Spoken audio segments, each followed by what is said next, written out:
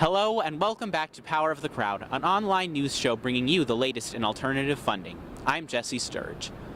Last week, we spoke with people from the Eastie Strong movement, a campaign to raise money for two kids after the tragic loss of their mother. This week, we sat down with a Boston University graduate student who is investigating sleep patterns. Here at the Boston University Medical Center, Alex Stankiewicz is looking into the circadian physiology of zebrafish, who are genetically two-thirds the same as humans. Zebrafish have a similar sleep schedule to humans, and each breed of fish gets exposed to various genetic differences introduced to them in the lab. By studying how the differences in the zebrafish's genetic makeup alter their sleep patterns, Stankiewicz is hoping to apply that to humans and see how differences in a human's genetic makeup can alter their sleep patterns.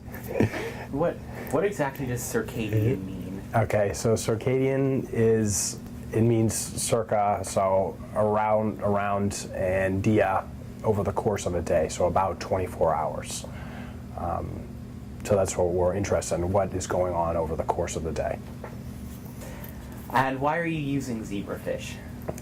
Zebrafish are a good model because they are they share two-thirds of the genetic makeup with humans. They're also diurnal vertebrates, which is key. They are active during the day and sleep at night, similar to humans, which are also active during the day and sleep at night.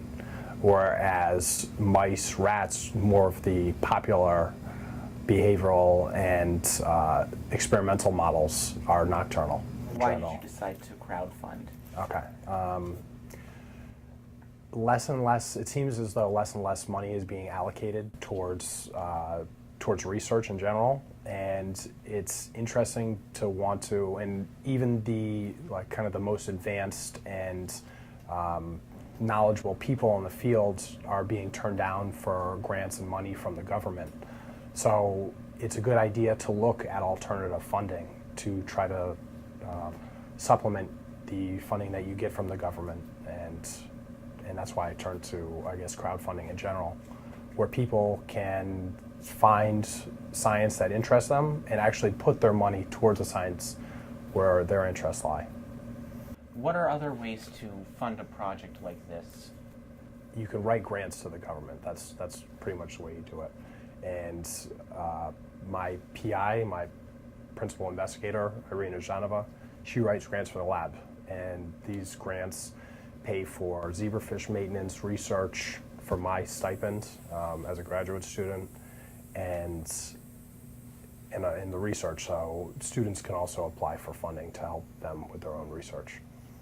But these are extremely competitive.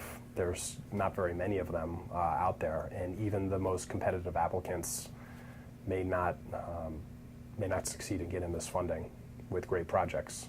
There are a lot of different variables out there in this. That's why I kind of liked crowdfunding as an option to look into. Have you used Indiegogo before for other scientific projects? No, this is the first time I've used it. I actually heard about crowdfunding through science through an NPR episode where they raised over, I think, $300,000 crowdfunding, and that's why I became interested and actually started looking at this alternative form of funding. Mm-hmm. And how much have you raised so far? I raised $1,000 right now, and that was pretty much my goal.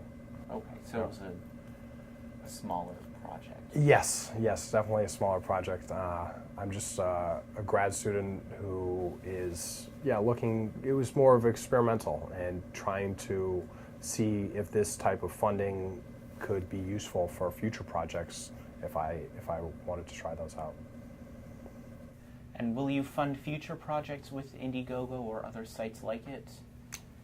Yes, I was very happy with how this project went for me, and I'd be definitely interested in trying another project out through this website.